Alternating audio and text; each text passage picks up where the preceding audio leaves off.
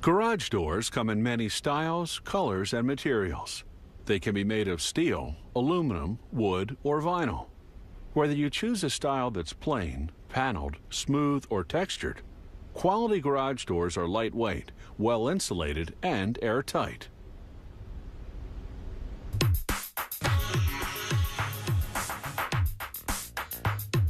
The typical residential garage door is made up of 4 panels. Each one begins as a sheet of either aluminum or steel, 2 metals that can tolerate harsh climates. The side that will show has a baked-on coat of polyester paint. Depending on the model, the sheet passes through rollers that imprint a texture, such as a simulated wood grain. Then it goes through a press that imprints a design. This model will have raised rectangles. Others have horizontal stripes, or no design at all. After an automated machine cuts the continuous sheet to garage door widths, another machine folds over the edges. This creates half-inch joints for attaching the panels. The polyester paint is elastic, so it simply stretches with the bending. Now, on the back side of the sheets, they hot glue metal plates to reinforce the various components they'll later screw into the garage door. Parts such as the lift handles, the hinge, and the bracket for the electric opener mechanism. They also drill a hole through which they'll later inject insulation. Now they slide 2 sheets together to form a panel. They close off the ends with blocks of pine. This will prevent cold air from penetrating inside. They apply various stickers with installation, maintenance, and safety information. Orange stick-on dots mark the location of the metal plates into which the installer will screw the hinges and lift handles. They attach an aluminum bar to the long ends of each panel. This holds the panel steady during the injection process. After injection, the bars come off. They load the panels onto a carousel and begin the process of filling the hollow interior cavity with insulation.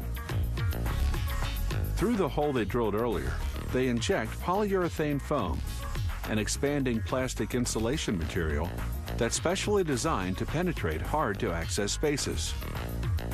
As we see in this demonstration, the polyurethane expands and becomes rigid. This creates a solid core inside the garage door.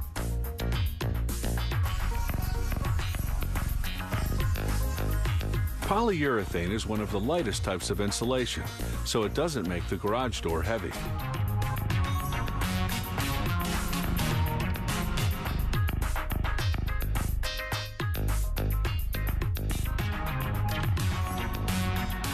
Here's what the inside of a panel looks like once the foam hardens. Now, workers install various components, such as the rubber weather seal on the bottom panel. This seal prevents cold air and water from entering the garage under the door.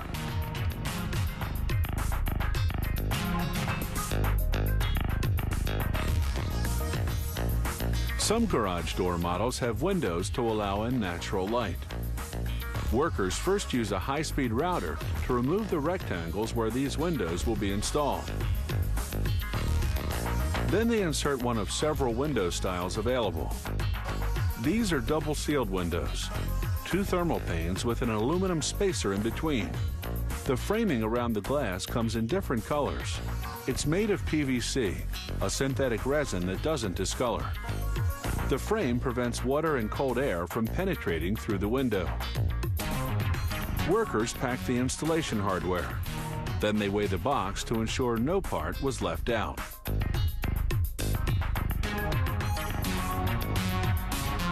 At installation time, they attach the door panels at the joints with hinges. A system of springs ensures the garage door is perfectly balanced and moves smoothly. If properly installed, you should be able to lift or lower the garage door using 2 fingers.